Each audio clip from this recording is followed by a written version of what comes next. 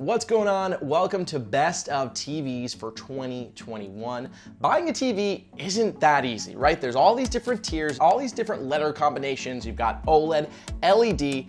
There's a lot to take into account, and that's why today we're talking to David Katzmeyer. He's CNET's TV expert, and we're gonna go through this categorically. We're talking budget, form factor, best remote, because who doesn't love a good remote, and a few other categories. Ultimately, we're gonna talk about the editor's choice.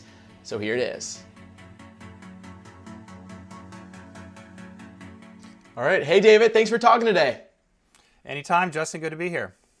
All right, let's start with 2021. What did this year bring us with TVs? So 2021 was a strange year, much like 2020, we all remember.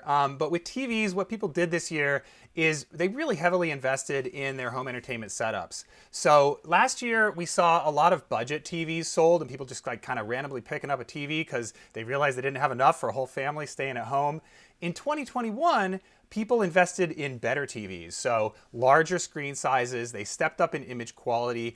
The average TV selling price this year went up for the first time in 9 years, which is crazy because you always think a TV is getting cheaper and cheaper, but what that reflected was people buying these larger, more expensive TVs, really investing in their home entertainment setups. So speaking of prices going up, if someone's looking for a budget TV, what would be the one that you recommend?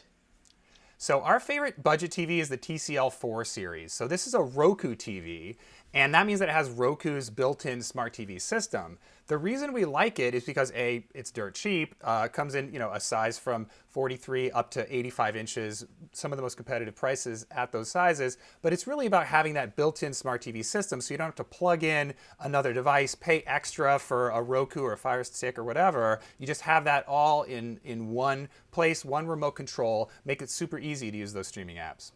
So speaking of operating systems, if you had to choose the best operating system or perhaps like the best features added in 2021, what would that be? We really like Roku. That's kind of my go-to answer for that question. But interestingly, this year, there's a new competitor that has kind of added a lot of those extra features you're talking about and really kind of upped the game, and that's Google TV. So Sony has Google TVs. You can buy a Chromecast with Google TV in it. And we really love the addition of Google Assistant. It's a much more compelling voice option than is available on a Roku. But, that's for kind of advanced users, honestly. Like, there's a lot more going on with the menu system, for example, a lot more stuff to keep track of on there. It tracks your viewing habits, which can be good or bad, depending. And, there's profiles on it. There's a lot more to it than Roku. So if you just want that plain, simple, reliable, dependable, operating system, we recommend Roku. Yeah, and on the Google operating system, like me, I have a smart home and I found it to be really helpful in that situation. So perhaps for people with smart homes, that could be a good option if Google Assistant is, what they're using. Now, best picture. This is important when it comes to TVs. What TV would you say has the ultimate picture this year?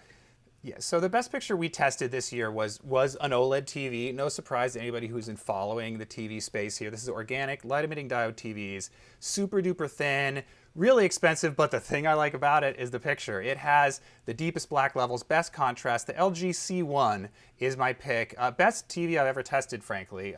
They upped their game again this year, very slightly, but it's brighter. Off angle is incredible, excellent color. It really does hit all the notes, and it's available in more sizes this year than ever. So they have a 48-inch size this year. You can go up to 83 inches, which is crazy expensive, if you can afford it. But again, this TV is more expensive than standard LCD TVs, but if you have the money, it's not that bad. It's like $1,300 right now for the 55-inch size, so it's still somewhat affordable. So I have an LG, and one thing I really love about mine is the remote. Would you say there's any remote that sticks out to you this year? So I really like LG's remote too. It's got kind of that Wii, thing, Nintendo Wii, where it follows the cursor around on the screen. Although I gotta say Samsung's remotes are my favorite this year. So they're really, really simple and yet capable. You can do voice with them like we were talking about before. Samsung this year added Alexa and Google Assistant to its TVs and kind of denigrated Bixby, which, you know, good on them. But the remote itself is just really simple to hold, ergonomic, and it's kind of a gimmick, but I kind of love it at the same time. You flip it over, there's a solar panel on the back, and you can actually recharge the remote with interior lighting, so you don't have to worry about the batteries. Of course, the batteries last forever on these things, you know, without backlighting, but long story short, I really like that Samsung remote. Now, form factor. TVs are pretty standard, they're pretty similar. Was there any TV that stuck out with its build? So talking about form factor, the best looking TV when it's off, in my opinion, is an LG OLED. Again, that TV has the super thin, seen from the side, it's almost like it's thinner than a pencil. And you know, you can put it on the wall. They have a version of it that's super duper thin when you hang it on the wall that doesn't stick out at all. They call it the Gallery series. Again, more expensive than the standard one.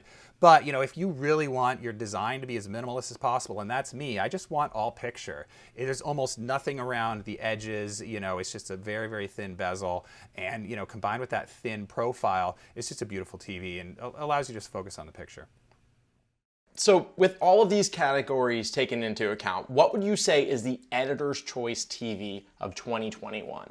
So the editor's choice this year has the best picture quality and the best design. No surprise, it's the LG C1 OLED TV. It really is great. You know, it's the only editor's choice that I gave this year. We have a TV that's the best for the money. We really like the TCL 6 series.